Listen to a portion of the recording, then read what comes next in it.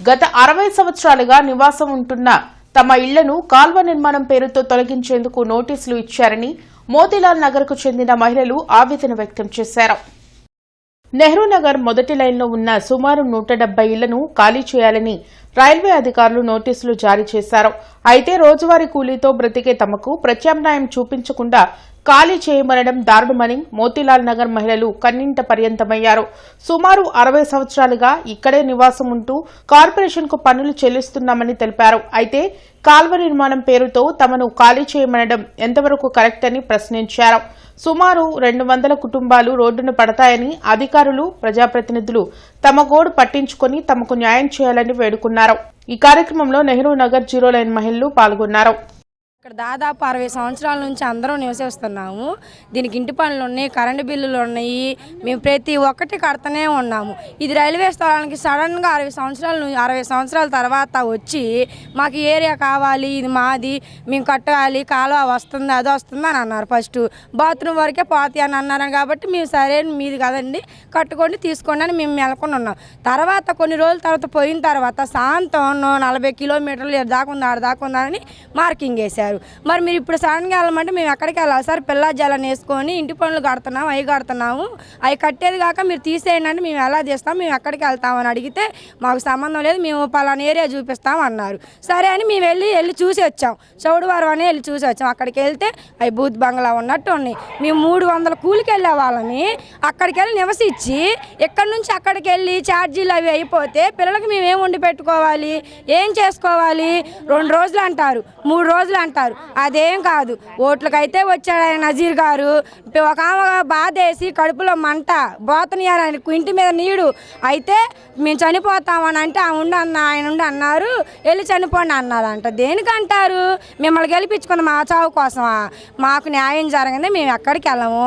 ఇప్పుడు ఇది తీయటానికి కారణం కూడా రైల్వే వాళ్ళు అంటున్నారు. కాదు, 3 వంతులు 2 టౌన్ 1 టౌన్ కాడ వానలు వచ్చినప్పుడు నీళ్ళు వచ్చి కార్లు అవి వస్తున్నాయి, యాక్సిడెంట్లు అవుతున్నాయి కదా, ఆ నీళ్ళన్నీ వాళ్ళకి గవర్నమెంట్ వాళ్ళు మీరు ఎందుకు చేయట్లేదు మీ ప్రభుత్వం నజీర్ గారికి ఒత్తిడి చేయటం వల్ల ఆయన వచ్చి మా మీద ఒత్తిడి చేసి ఈ ఏరియాని తీసేసి కడితే ఆ నీళ్ళు ఇటు మలపాలని చూస్తున్నారు.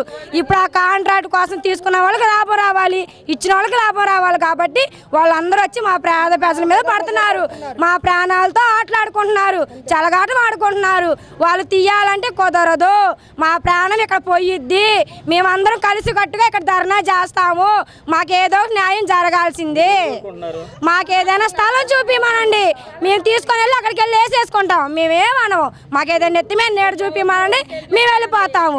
మేమేం అడగట్లేదే, ప్రభుత్వం అన్నారుగా 2 సెంట్లు చూపిస్తామని, అదే చూపిమనండి, మేము వెళ్ళిపోతాము. అసలుకి ఏం బాగాలేదండి, అక్కడ సౌకర్యం కూడా లేదు.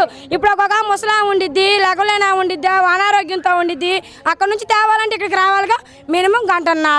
ఆ 1.5 గంట జర్నీలు ఏమన్నా అవ్వచ్చు. అప్పుడు ఎవరు గ్యారంటీ? ఆయన గ్యారంటీ ఉంటాడా? ఇక్కడ అనుకో మాకు అడిగేగా హాస్పిటల్ ఉంటాయి, మేము జాయిన్ చేసుకున్నా చూపించగలము. వాళ్ళు ఏదైనా కానీ మొత్తం గూడుగుట్టనితో చేస్తున్నారు, మా ప్రాణాలతో ఆటలాడుతున్నారు, మా జీవితాలతో ఆటలాడుతున్నారు. ఇంతమంది దీపాలు తీస్తే ఏమొచ్చిందండి మీకు? దేనికి మా మీద ఇంత పగ? ఇక్కడ దాదాపు 200 కుటుంబాలు చిల్లర ఉన్నాయండి. చాయ్కి చివరి నుంచి ఆ చివరి దాకా మణిపురం బ్రిడ్జి దాకా అన్నీ చిన్న చిన్న ఇల్లులు, పేదోళ్ళు. మేము 300 కూలికి బతికే వాళ్ళమండి.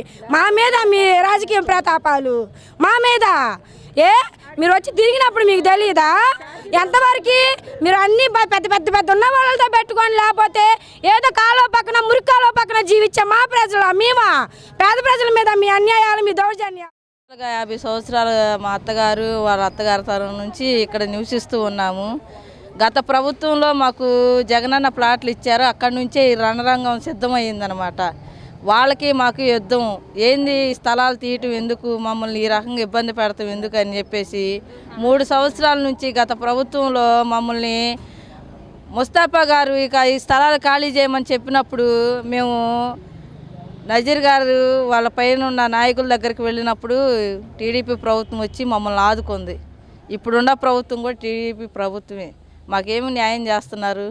మాకేమి న్యాయం చేయట్లేదు. మిమ్మల్ని నమ్మి మేము ఓట్లు వేసాము, మిమ్మల్ని రోడ్లకి వేస్తున్నారు, మమ్మల్ని బజార్కి వేస్తున్నారు. మా పరిస్థితి ఏంది? ముసలోళ్ళు ఉన్నాం, ముతకోళ్ళు ఉన్నాము, వృద్ధులు ఉన్నారు, పాలింతలు ఉన్నారు, గర్భిణీ స్త్రీలు ఉన్నారు, అందరూ ఉన్నారు. ఎక్కడికో వెళ్ళి దూరాన్ని ఉండమంటే మేము ఉండలేమండి. మాకు ఏడన్నా న్యాయం చేయండి. 2 నెలలు ఉండమని అంటున్నారు. ఎక్కడికన్నా పోయి 2 నెలలు ఉండే కాడికి ఆ 2 నెలలు ఏంది ఇక్కడ ఉంచండి. కాలం వల్ల మమ్మల్ని తీసేయమని చెప్పి ఒత్తిడి చేస్తున్నారు. మాకు నిద్ర ఉండట్లేదు, బలహీనతలతో బాధపడుతూ ఉన్నాము. మేము ఈ 3 సంవత్సరాల నుంచి ప్రతి నాయకుడి దగ్గరికి వెళ్తూనే ఉన్నాము. ఎమ్మెల్యే గారి దగ్గరికి వెళ్ళాము, చంద్రశేఖర్ గారి దగ్గరికి వెళ్ళాము, రైల్వే డివిజన్ గారి దగ్గరికి వెళ్ళాము, గుంటూరు మున్సిపల్ అధికారి దగ్గరికి వెళ్ళాము, ఎంఆర్ఓ గారి దగ్గరికి వెళ్ళాము. మాకు న్యాయం ఏది? ఎక్కడ జరుగుతుంది?